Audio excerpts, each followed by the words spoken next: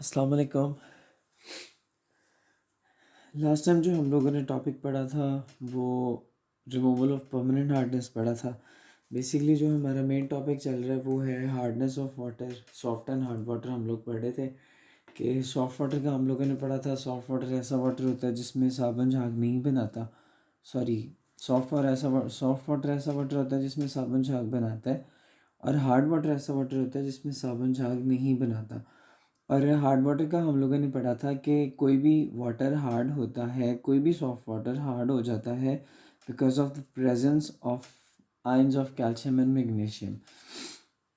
तो फिर हार्डनेस की हम लोगों ने दो टाइप्स पढ़ी थी कि हार्डनेस की दो टाइप्स होती हैं हमारे पास। एक हम हार्डनेस होती है परमानेंट हार्डनेस, और दूसरी थी टेम्परेरी हार्डनेस।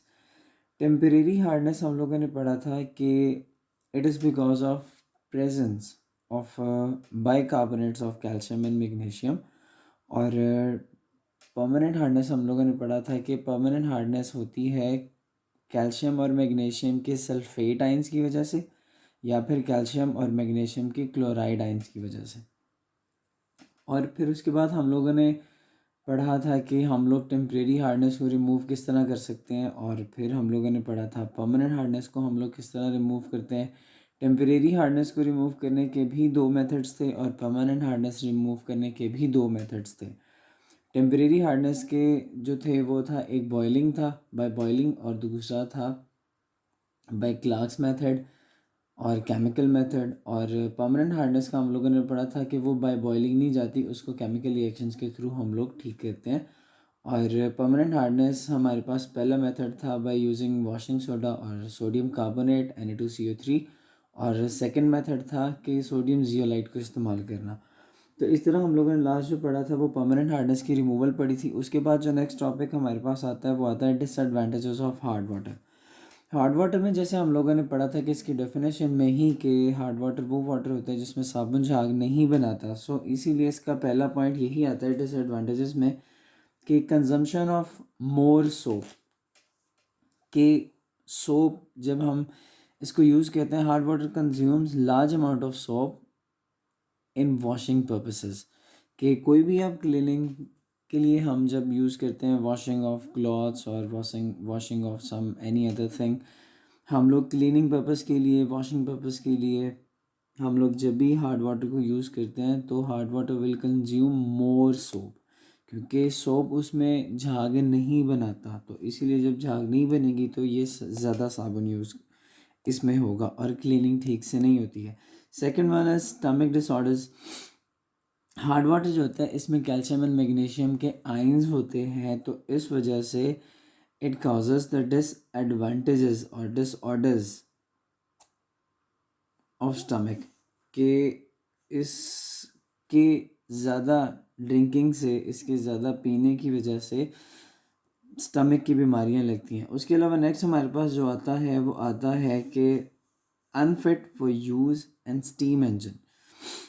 कि हमारे पास स्टीम इंजन्स होते हैं, या फिर बॉयलर्स होते हैं, या फिर हमारे पास टर्बाइन्स होती हैं जिसमें हम लोग पानी को इस्तेमाल करते हैं। और इसके अलावा हमारे पास जो गाड़ियाँ होती हैं, एग्जांपल है हमारे पास जो गाड़ियाँ होती हैं उनमें रेडिएटर्स होते हैं, रेडिएटर्स में हम लोग पानी इस्तेमाल करते हैं ना। तो अगर हम हार्ड वाटर यूज़ करेंगे तो हार्ड वाटर यूज़ होने से ये होगा, जब हम स्टीम इंजन्स में यूज़ करेंगे या बॉयलर्स में यूज़ करेंगे या टर्बाइन्स में, तो उससे फ़र्क ये पड़ता है कि अभी हम लोगों ने पढ़ा था ना कि temporary hardness is remove by boiling.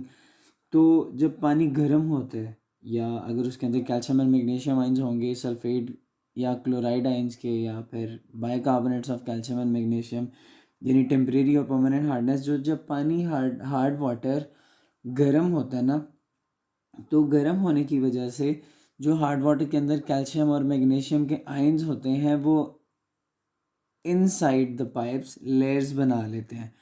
ठीक है, थिक लेयर्स बना लेते हैं, और वो layers made by ions of calcium and magnesium, जो वो लेयर्स बनाते हैं ना, वो लेयर्स थिक होती हैं और वो हीट की नॉन कंडक्टर होती हैं, जिसकी वजह से फिर हीट जो है ना वो ठीक से प्रॉपर्ली ट्रांसफ़र नहीं हो पाती। तो उसकी वजह से फिर होता ये है कि एक तो ये कि इंजन की एफिशिएंसी काफ़ी कम हो जाती है, दूसरा ये कि जो ट्यूब्स होती हैं, जो वाटर के पाथ्स होते हैं, सर्कुलेशन पाथ्स, वो नैरो हो जाते हैं। और इस वजह से एक तो ये कि इंजन की फ्यूल एफिशिएंसी ख़राब होती है इंजन की। और उसके अलावा कैल्शियम और मैग्नीशियम के अगर सल्फेट साइंस हो जाएं इस तरह बॉयलर्स के पाइप्स के इनर वॉल्स के अंदर, वो लग जाते हैं और वो नैरो कर देते हैं पाथ को, तो उससे फिर क्या होता है, उससे बॉयलर फट भी सकता है। तो ये डिसएडवांटेजेस थे हमारे पास हार्ड वाटर के, कि हार्ड वाटर के हमारे क्या क्या नुकसानात होते हैं। उसके बाद जो नेक्स्ट टॉपिक हमारा है वो है pollution of water. Pollution of water इंशाल्लाह हम लोग नेक्स्ट लेक्चर में कवर करेंगे। सो तब तक के लिए अल्लाह हाफ़िज़।